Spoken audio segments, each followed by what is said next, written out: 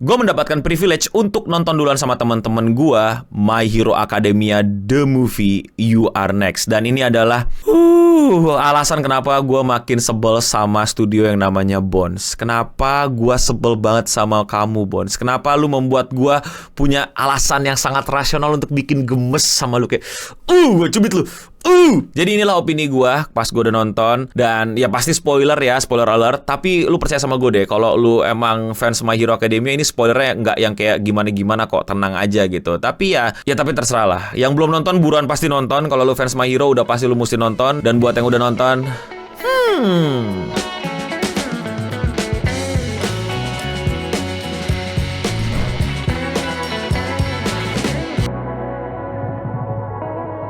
jadi gue bukan cuma diundang, tapi gue juga diajak ke depan untuk sedikit ngobrolin tentang bagaimana gue sebagai fans My Hero Academia. Gue seneng banget di situ nggak nonton sendirian, tapi juga bareng-bareng sama para fans My Hero Academia yang ternyata banyakan cewek. Kenapa banyak sekali cewek di fan screening ini? Kok gue kaget ya?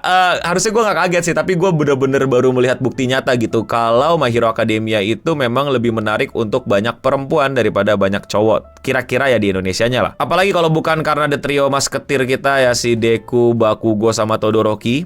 Sekali lagi nih, Shoto Bakugo. Mineta. Oke, kedengerannya. Dan ya gue merasa minoritas banget. Gue suka My Hero tuh bukan, ya boleh, lu boleh. Sekali lagi ya, ini bukan berarti gue menyepelekan rasa suka lu gitu. Tapi ya gue merasa sendirian gitu.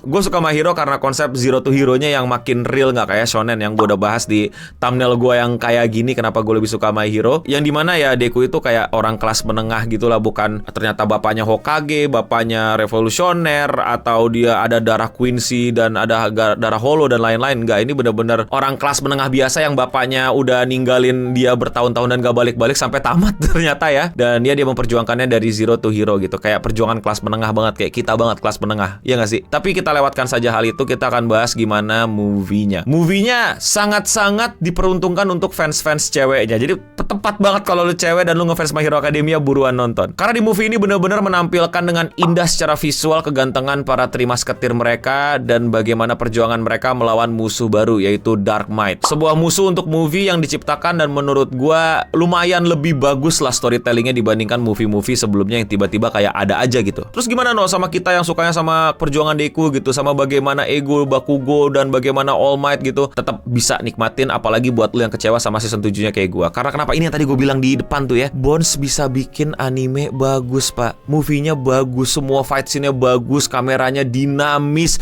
pencahayaannya indah, background-nya niat, latarnya bisa gelap. Pak, nggak siang-siang lagi, Pak. Bisa gelap, bisa sore, bisa malam, bisa pagi. Nggak berawan terang, bisa. Kita kan dulu pernah ngamuk tuh season 6, kok tiba-tiba terang banget gitu. Nggak kayak di manga yang suasananya lebih redup gitu. Bisa dibikin redup di sini ternyata, Pak. Ada caranya, Pak. Bahkan redup-redupnya itu malah bikin cahaya-cahaya yang keluar jauh lebih bagus. Jadi gue pas nonton tuh bukan dinikmatin, malah jadi sebel gitu. Kayak kenapa ya season 6 sama season 7 lu bikin caur-cauran? Di movie bagus banget, beneran bagus. Dan lu mesti banget nonton di bioskop karena sound design yang menurut gue ya, buat efek-efekannya, ledak-ledakannya, berantemnya itu crunchy dan satisfying banget kalau nontonnya di bioskop. Apalagi kalau nonton sama sesama fans, yang dimana kalau di, ya lagi-lagi nih fans screening ya, gue mau wajarkan gitu. Pada saat ada orang siapa yang keluar, siapa yang muncul tuh kayak tepuk tangan, wah ayang-ayang gitu, terus gitu. Gue mau ikut-ikutan tapi masalahnya jagoan gue gak keluar gitu. Yang keluar malah husbu-husbu mereka, which is fine. Gue gak terganggu, gue malah dapat serunya gitu. Apalagi sebelah gue Ocha yang berisiknya minta ampun kan kalau udah fans screening, yang dimana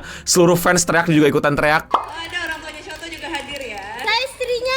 Istrinya juga hadir. Ya, saya istrinya. Ramai sekali. Istrinya Bakugo, kalau istrinya Bakugo. Aku. Jadi itulah kira-kira vibe-nya pada saat nonton di bioskop. Dan itulah kenapa alasannya lu mesti nonton di bioskop. Dan sekarang kita bakal ngomongin story-nya. Story-nya ya, ini nggak penting-penting amat lah. Intinya ada orang yang pengen jadi All Might dengan kekuatan alkeminya. Jadi dia bener-bener Alfonso.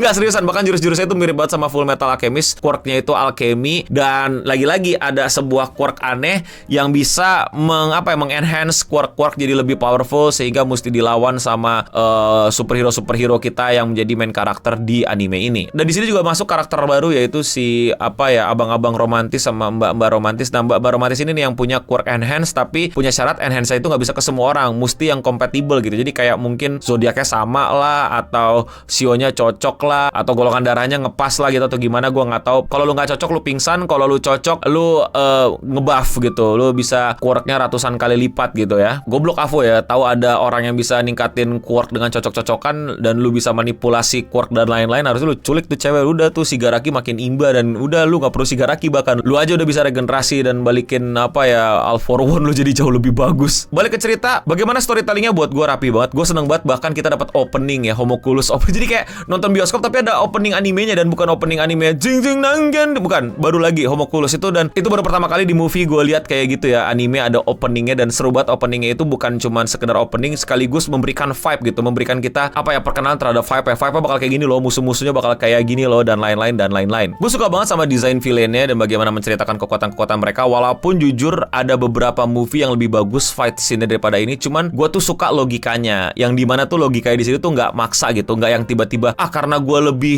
kuat, karena gue MC gue lebih kuat daripada lo. Enggak, di sini gue melihat logika bermain strateginya lebih rapi di sini. Jadi kayak pertarungan My Hero Academia yang seharusnya gitu loh, analisa quirknya gimana, cara ngalahinnya gimana gitu loh, nggak yang tiba-tiba oke gue pukul lo gitu. Gue suka banget ketika yang lawan orang yang bisa ngedelay speed gitu, yang dimana dia bisa ngebuat orang jadi slow motion kan. Terus cara ngelawannya gimana? Di sini gue suka banget yang dimana dia nunjukin kalau gue tabrak aja langsung dengan kekuatan one for all. Enggak, tapi kita tahu kan logiknya kalau Deku itu udah punya kombinasi Fajin, terus Black Whip yang bisa mantulin, float dan lain-lain, yang intinya bikin dia jadi bisa lebih cepat daripada peluru. Jadi dia tetap masuk ke tempat itu tapi lambat, tapi karena dia super banget jadi lambatnya dia jadi pukulan normal, ngerti gak sih? Jadi minimal ngeganggu si quirk usernya. Jadi keren gitu logik yang kayak gitu, gue suka. Bahkan ketika dia dapat hipnotis gitu, yang dimana kita tahu, wah kalau misalnya kayak gini kan biasanya momen-momennya tuh kayak lu merenung, lu sedih, terus bilang Chigai, ini bukan aku, ini bukan realitaku, terus lu tersadar gitu. Corny MC di anime lah, tapi di sini enggak gitu. Dan ini adalah kekuatan yang memang udah ada dari Deku gitu, yaitu one for all, yang dimana one for all ini tuh bisa bangkitin dia gitu. Dan di sini malah dapat dialog wholesome Deku sama para one for all gitu, yang dimana ini juga pernah terjadi tapi nggak ada dialognya, yaitu waktu ngelawan siapa namanya tuh yang itu loh, brainwash itu. Nah di sini dipakai lagi gitu, jadi dia bisa survive dari hipnotis. Dan kalau bos terakhir mah jangan tanya, pasti ya udah tinggal overpoweran. Dan tentu saja momen terbaik dari setiap movie My Hero Academia, di keadaan yang sulit dan sudah tidak bisa lagi bergerak gitu kan, bada gitu kan, jangan menyerah Akira Mendayo, terus piano Yuki Hayashi ting ding ding ding ding. Itu dah tetap mataku berair, walaupun segimanapun gue udah tahu setemplate apa ini, tapi tetap itu terbaik lah. Bagus banget fight scene-nya. Lu bisa ngeliat Deku slow motion nendang, lu bisa ngeliat Bakugo mental-mental sama Todoroki, S-nya kemana-mana, ledakan-ledakannya indah sekali. Dan itu semua tidak bisa Anda lihat di season 7 kan. Kesel lagi gue, bangkit lagi kekesalan gue sama Bones yang lu bisa bikin bagus di situ. Mob Psycho udah selesai, udah bagus, kenapa movie-nya dong dibagusin, kenapa nggak satu seasonnya dibagusin?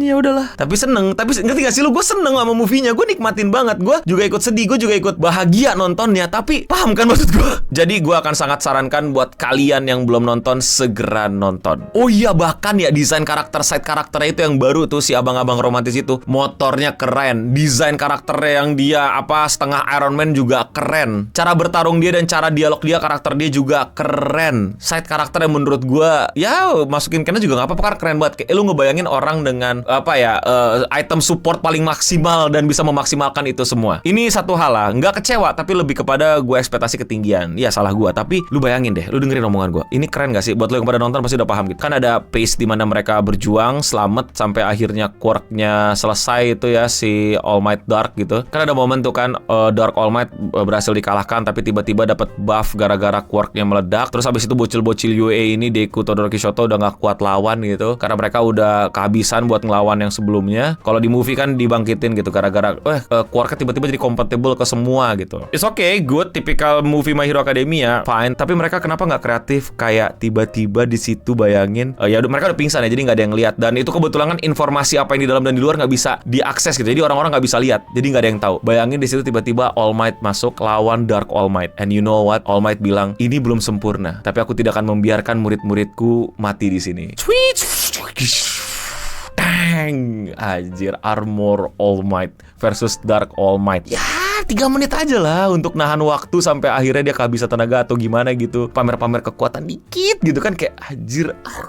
Itu lebih keren menurut gua gitu, karena mereka juga munculin apa ya, superhero lain tuh dengan masuk akal gitu, kayak tiba-tiba mesti Endeavor ngejebol dulu, terus tiba-tiba regenerasi temboknya sehingga mereka nggak bisa infiltrasi gitu, terus tiba-tiba dimasukin Mirio yang quirk-nya kompatibel. Jadi udah kreatifnya, udah cerdas gitu, masuk sama logik yang biasanya dan quirk-quirknya, dan dipakai kekuatan superhero tuh dipamerin gitu untuk lihat, ayo terus tonton My Hero nih, superhero-nya keren-keren kan gitu. Mirko juga di situ dapat screen time yang luar biasa untuk pamerin seberapa imba dia sebagai salah satu hero yang disukai banyak orang ya, walaupun tangan sama kakinya dihilang. Masa sih tidak mau pakai adegan Armor Might? Aduh, itu sayang banget. Menurut gua, lagi-lagi ekspektasi gua. Salah gua. Iya, lu kebanyakan ekspektasi. Iya, salah gua kebanyakan ekspektasi. Tidak apa-apa. Gua akui itu. Tapi kalau menurut lu gimana? Nah, coba komen di bawah. Kalau kalian suka sama konten kayak gini dan kalian mau support gue, lakuin dengan sesimpel klik tombol subscribe di bawah. Dan ya, sekian Radio Singap untuk episode kali ini. Gue Namunik pamit undur diri, dan untuk kita semua, stay clean and plus ultra.